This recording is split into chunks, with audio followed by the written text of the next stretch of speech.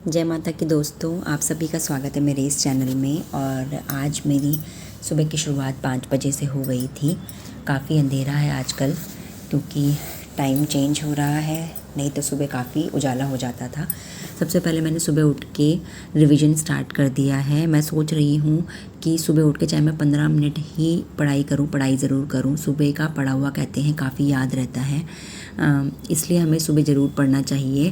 क्योंकि मुझे सुबह ज़्यादा टाइम नहीं मिलता है पढ़ने का, क्योंकि मुझे सुबह थोड़ा योगा करना होता है। उसके बाद मैं अपने बच्ची के लिए लंच वगैरह बनाती हूँ।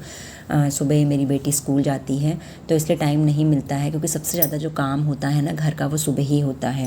लेकिन फिर भी मैंने सोचा चाहे 15-20 मिनट हो या आधा घंटा, सुबह किताब ज़रूर निकालनी चाहिए, क्योंकि माइंड बिल्कुल फ्रेश होता है, एफिशिएंसी बहुत हाई होती है, इसलिए सुबह हमें ज़रूर पढ़ना चाहिए। तो इसलिए मैंने जो इंग्लिश के जो मैंने वोकैब के नोट्स बनाए हैं, मैंने वोकैब पढ़ना स्टार्ट कर दिया। तो मैंने सोचा सबसे पहले मैं वोकैब रिविज़न करती हूँ। सुबह के टाइम रिवाइज़ किया हुआ बहुत बेटर रहेगा। तो जो एफ़ वर्ड के वोकैब थे तो वो मैंने किए। मैंने आज 4 पेजेस थे एफ़ वर्ड के, वो रिवाइज़ कर लिए। 25 मिनट के आसपास में मेरा पूरा अच्छे से रिवाइज़ हो गया था। तो मैंने वो रिवाइज़ किया और उसके बाद मैंने योगा की। और योगा करने के बाद मैं अपने घर के जो नॉर्मल काम होते हैं, झाड़ू पोछा और बेटी के लिए लंच बनाना, ये सब में लग गई थी। क्योंकि आजकल माता रानी के दिन चल रहे हैं, काफ़ी पॉजिटिविटी भी है, काफ़ी अच्छा महसूस हो रहा है, व्रत भी मेरे चल रहे हैं। तो बस यही है कि जितना हो सके अपने माइंड को पॉजिटिव एटीट्यूड के साथ हमें आगे बढ़ना है। टाइम मिले ना मिले, कैसे भी करके मैनेज करना है। अगर हम कोशिश करेंगे तो सफल ज़रूर होंगे। और कहते हैं ना कि जो भी समय हमें मिला है उसको अच्छे से व्यतीत कीजिए, उसको मौज लेके व्यतीत कीजिए। क्योंकि ज़िंदगी में, हर किसी की ज़िंदगी में प्रॉब्लम्स हैं, समस्याएं हैं। कोई भी ऐसा व्यक्ति नहीं होगा, चाहे वो गरीब से गरीब व्यक्ति हो या अमीर से अमीर व्यक्ति हो, समस्या हर किसी के जीवन में है। हर कोई अपनी समस्याओं से जूझ रहा है। तो कोई फिज़िकली फ़िट नहीं है तो कोई मेंटली फ़िट नहीं है। किसी के पास पैसे बहुत ज़्यादा हैं, किसी के पास पैसे बहुत कम हैं। कोई ना कोई समस्या हर किसी के जीवन में है, लेकिन ये जो समस्या है उसी को सुलझाने में ही जीवन व्यतीत होना चाहिए।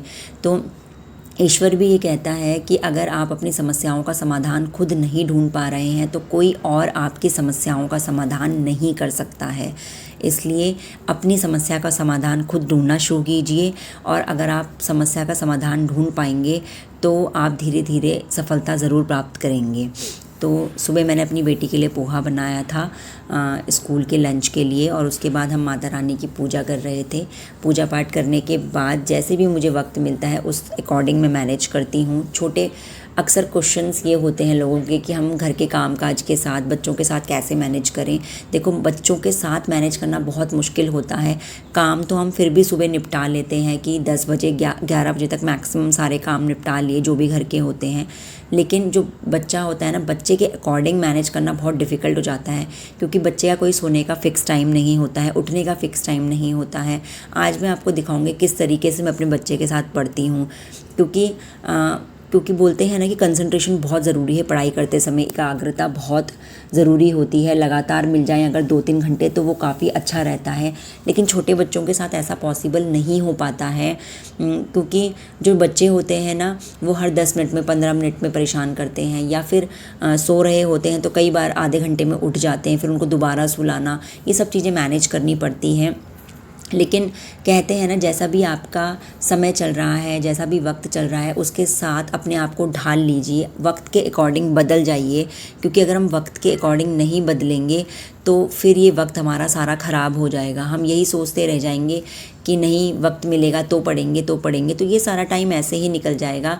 ऐसे ही करते करते इतना टाइम निकल गया है, हमें पता ही नहीं चला कि घर गृहस्थी संभालते संभालते कब हमारी उम्र हो गई है। हम इतने मतलब बच्चे भी हमारे हो गए हैं, शादी भी हो गई है, तो ये पता ही नहीं चला। तो ऐसे करते करते सारा टाइम निकल जाएगा। इसलिए टाइम को ख़राब बिल्कुल भी नहीं करना है। जब टाइम मिले तब पढ़ना है, जैसे भी टाइम मिले मैनेज करना है। और समस्याओं से भागना नहीं है, समस्याओं को आपको डट के उसके आगे खड़ा रहना है और सामना करना है। आज मन थोड़ा मेरा वैसे भी उदास था। आज रतन टाटा जी जो हैं उनका भी स्वर्गवास हो गया है, तो ये काफ़ी दुखद सूचना थी। मैं काफ़ी उनको एडमायर करती थी, क्योंकि मेरे जो हस्बैंड हैं ना वो भी TCS कंपनी में है, टाटा की ही कंपनी में हैं, IT फील्ड में हैं और टाटा की कंपनी में जॉब है उनकी। तो आज थोड़ा सा मतलब सैड फील हो रहा था। वैसे तो उनकी एज हो गई थी और एज के अकॉर्डिंग अगर कोई किसी का स्वर्गवास हो जाता है तो कोई प्रॉब्लम नहीं है, लेकिन फिर भी कहते हैं ना कि जब तक कोई आंखों के सामने रहता है तो अच्छा ही फील होता है, ख़राब फील नहीं होता है। तो वही बात है, वो मेरी बिल्कुल दादाजी की एज के, मेरे रिसेंटली दादाजी की भी स्वर्गवास हुआ था, तो उन्हीं की एज के थे। तो एक कहते हैं बड़े बुजुर्गों का साया बहुत ज़रूरी होता है, अच्छा लगता है। और वो तो हमारे देश के रत्न थे, मतलब ऐसा कौन करता है, ऐसा पॉसिबल ही नहीं होता है कि हम लोग तो बटोरने में लगे रहते हैं कि जितना भी पैसा आएगा उसको संभालो, अपनी प्रॉपर्टीज़ लो, ये सब करो। लेकिन वो एक ऐसे इंसान थे जिन्होंने अपनी जो भी इनकम होती है उसका 66% तक वो दान कर देते थे गरीबों की सेवा में, हॉस्पिटल्स वगैरह। पता नहीं उनका तो जितना बखान किया जाए कम ही है। बस भगवान सबको सद्बुद्धि दे और ऐसा बनाए कि हम लोगों की मदद कर सकें, लोगों को मोटिवेट कर सकें। मेरा भी बस चैनल खोलने का यही मकसद होता है कि मैं जितना हो सके मेरी जैसी हाउसवाइफ को मोटिवेट करूं, या जो लड़कियां अभी हैं जिनकी शादी नहीं हुई हैं उनको दिखा सकूं कि आगे कितना स्ट्रगल है लाइफ में। इसलिए जितना हो सके अभी ही अपनी लाइफ को समझ के अपनी माँ बाप की सुन के पढ़ाई कीजिए, जिससे आगे आपको मुश्किलों का सामना ना करना पड़े। तो इस तरीके से मैं अपने बच्चे के साथ पढ़ती हूँ। मैं अभी क्वेश्चंस कर ही रही थी, मैथ्स के क्वेश्चंस लगा रही थी मैं, कि मैं सोचती हूँ 20 से 30 क्वेश्चन मुझे रोज़ मैथ्स के प्रैक्टिस करने चाहिए, क्योंकि मेरा जो मेन सब्जेक्ट है वो मैथ्स है। तो इतने में ही मेरा बेटा आ गया था। मेरे जो हस्बैंड है उसे नीचे मंदिर लेके गए थे, तो 10-15 मिनट का मेरे पास टाइम था, तो मैंने सोचा 5-6 क्वेश्चन जो भी होंगे कर लेती हूँ। फिर मेरा बेटा आ गया था तो फिर नहीं पढ़ने देता है। और यही सब बच्चों के साथ चलता रहता है। बच्चों के साथ आपको मैनेज धीरे धीरे करना पड़ेगा, आदत हो जाएगी, हो जाती है, मुझे भी हो गई है, जैसे भी मैनेज करती हूँ। अब मेरा बेटा सो गया था तो मैं फिर से पढ़ने के लिए आ गई थी। और मैं आपको एक और बात बता दूं कि मैंने दिल्ली IAS एकेडमी का कोर्स परचेज़ किया है। अभी मैंने 1-2 वीडियोस ही देखी हैं उसकी, मैं अभी पढ़ाई कर रही हूँ। मैंने UK लेक्चरर के लिए वो कोर्स परचेज़ किया है, क्योंकि मैंने देख लिया है कि हम हाउसवाइफ को बिल्कुल भी टाइम नहीं मिलता है। पूरे दिन भर में 1.5-2 घंटे ही पढ़ने के लिए मिलते हैं, कभी 3 घंटे भी हो जाते हैं। तो टाइम तो निकल जाए, लेकिन बच्चा छोटा है तो वो पढ़ने ही नहीं देता है। तो अगर मैं फ़्री होंगी तब भी नहीं पढ़ सकती हूँ, उसको ही संभालना पड़ता है, वो मेरी किताब फाड़ता है, कॉपी फाड़ता है, तो मैं कैसे मैनेज करूँ। तो इसलिए मैंने सोचा कि अब मैं बैठती थी पढ़ने के लिए, उसके बाद फिर मैं कोई टॉपिक सर्च करूं, सर्च करके वीडियो देखूं, तो ऐसे ही मेरा आधा घंटा निकल जाता था। उसके बाद कोई टॉपिक पढ़ने में बैठती थी। तो मैंने सोचा अगर सब कुछ हमें मिलेगा, मुझे सर्च नहीं करना पड़ेगा, तो वो मेरा टाइम बच जाएगा। इसलिए मैंने दिल्ली IAS एकेडमी का कोर्स परचेज़ किया है UK लेक्चरर के लिए। इसमें हमको रीजनिंग, हिंदी और GS और उत्तराखंड की सारी GK सब कुछ पढ़ाया जाएगा। तो इसमें मेरे पास वीडियो जब प्रोवाइड रहेंगे तो सीधे मुझे वीडियो देखनी है और नोट्स बनाने हैं, याद करने हैं। तो मैंने सोचा इसको परचेज़ कर लेते हैं। आपके साथ इसका रिव्यू शेयर करूँगी कि किस तरीके का मुझे लगा। अभी मैंने 1-2 वीडियो ही ली हैं, अभी तो मुझे ठीक ही लग रहा है। कोशिश कर रही हूँ अभी मैनेज करने की।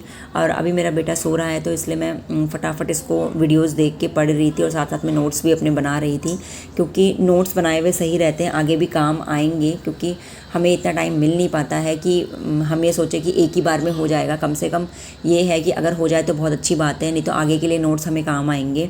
और जो बच्चे हैं ना वो बीच बीच में उठते रहते हैं। आप ये मत सोचिए कि मैंने एक बार बच्चे को सुला दिया है तो 2-3 घंटे के लिए मैं बहुत फ्री हूँ। वैसे भी मेरा बेटा तो 1-1.5-2 घंटे, 2 तो मैक्स हैं, 1-1.5 घंटे से ज़्यादा सोता ही नहीं है दिन में भी। तो और उस 1-1.5 घंटे में भी वो 2-3 बार उठ जाता है, तो बहुत मुश्किल हो जाता है मुझे पढ़ना। एकाग्रता के साथ, कंसंट्रेशन के साथ मैं कभी भी नहीं पढ़ पाती हूँ।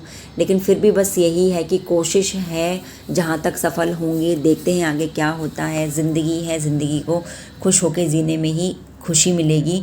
अगर हम हर दिन परेशान रहेंगे तो हर दिन और बुरा होता जाएगा और ऐसे जीने का कोई फ़ायदा नहीं है। और अब मेरा बेटा फिर से उठना शुरू हो गया था थोड़ा थोड़ा, अभी उसे सोए हुए 20-25 मिनट भी नहीं हुए थे।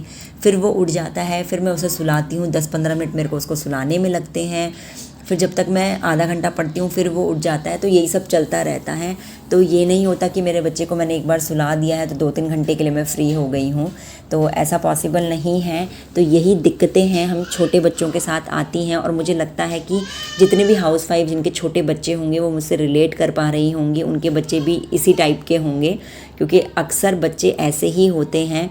बार बार उठना, बार बार परेशान करना, बार बार रोना और बार बार चिढ़ना कि मेरे साथ खेलो खेलो, तो ये सब चीज़ें चलती रहती हैं। तो फिर मैंने मैं उसे सुलाने की कोशिश कर रही थी, और इसे सुलाने के बाद फिर से मैंने अपनी पढ़ाई स्टार्ट कर दी थी, और फिर मैं लगभग 1 घंटे के आसपास पढ़ी थी। फिर रात में अपना व्रत का खाना बनाने के बाद उसके बाद मैं आधे 1 घंटे के आसपास पढ़ी थी, क्योंकि मुझे सुबह टाइम से उठना होता है। 11